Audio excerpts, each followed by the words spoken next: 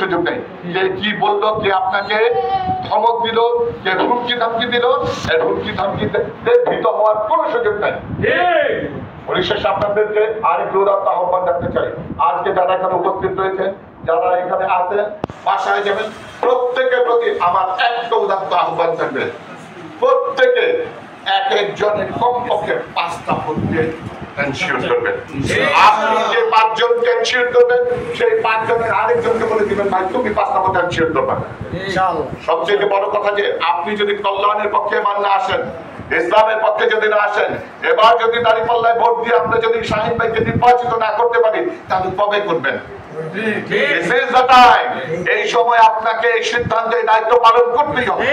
যদি দায়িত্ব পালন না করেন, তাহলে আগামী দিনে লিখে রাখেন, এখানে আলেম আছেন, আরো ভাইরা আছেন, সূরা আল মায়েদা ৮৮ নম্বর আয়াত, আপনাকে এর জবাব, এই ভোটাধিকার রং জায়গায় ভোটাধিকার যদি প্রয়োগ করেন, এর জবাব কিয়ামতের দিন আল্লাহর দরবারে আপনাকে দিতেই হবে।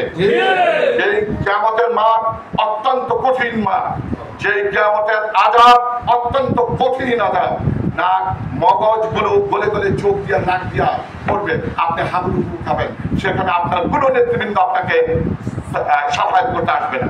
সাফায়াত করতে আসবে জনাবে মুহাম্মদুর রাসূলুল্লাহ সাল্লাল্লাহু আলাইহি ওয়াসাল্লাম, তাকেই সাফায়াত করবে যে তার অনুসরণ ইত্তেবা করেছে।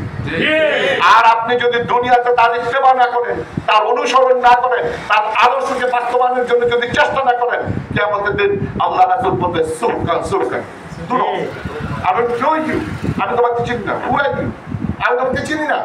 আপনি কি কিয়ামতের দিনে এই কথাটা শুনতে চান? অবশ্যই না। আপনার আমার বাসস্থান হচ্ছে জান্নাত, আমি জান্নাতে যেতে চাই।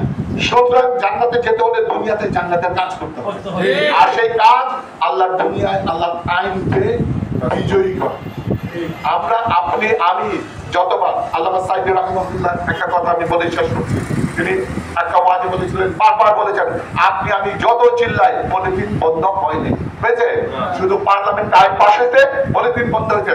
তদ্রূপ দুর্নীতিবাজ, চাঁদাবাজ, ঘুষখোর, মাদকখোর, মাদক ব্যবসায়ী, ভূমি ব্যবসায়ী, মাটিখোর যারা রয়েছে, তাদেরকে প্রতিহত করার জন্য সংসদে আইন দরকার, সংসদে সৎ লোকের দরকার। এই সৎ লোককে যদি আমরা সংসদে পাঠাতে না পারি, তাহলে সারাটা জীবন আপনাকে আমাকে প্রজন্মের পর প্রজন্ম এর খেসারত দিতে হবে। তাই না, আপনার ছেলে, আমার ছেলে, আমাদের পরবর্তী প্রজন্ম আপনাকে জিজ্ঞেস করবে, বাবা তোমরা কি করেছো, সেই দিন আপনার কোনো জবাব থাকবে না।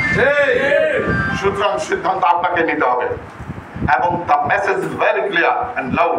আমাদের বক্তব্য অত্যন্ত সুন্দর। আমরা শান্তিপ্রিয় মানুষ, আমরা আল্লাহর দুনিয়া, আল্লাহর আইনকে বিজয়ী করতে চাই, সৎ লোকের শাসন চাই।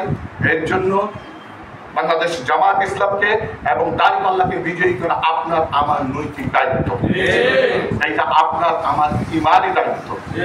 আমরা এখানে হয়তো বা অনেকেই এই এলাকায় আছি, এই এলাকার নাই, আপনারা প্রত্যেক, আপনাদের কিছু উদাত্ত আহ্বান, আপনি আপনার আত্মীয় স্বজনকে ফোন দিবেন, ওই এলাকার যে প্রার্থী রয়েছে তাকে জামাত ইসলামকে নির্বাচিত করার জন্য বলবেন। আমি অনেকে জানেন আমি দেশের বাইরে থেকে, আমি জানুয়ারিতে আবার আসতেছি।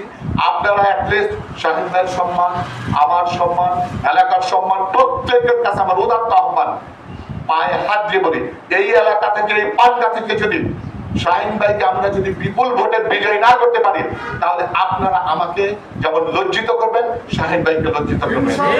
তাহলে আপনারা আপনাদের এই ভাইকে, আমি কারো ভাই হই, কারো মামা হই, কারো ভাইস্তা হই, আল্লাহর ওয়াস্তে আমাকে শাহীন ভাইকে বেজ্জতি করবেন না। সুতরাং এনি কস্ট তাকে ভোট দিয়ে বিজয়ী করতে হবে। পরিশেষে যারা ইয়াং রয়েছে, অনেক যুবক রয়েছে, যুবকদের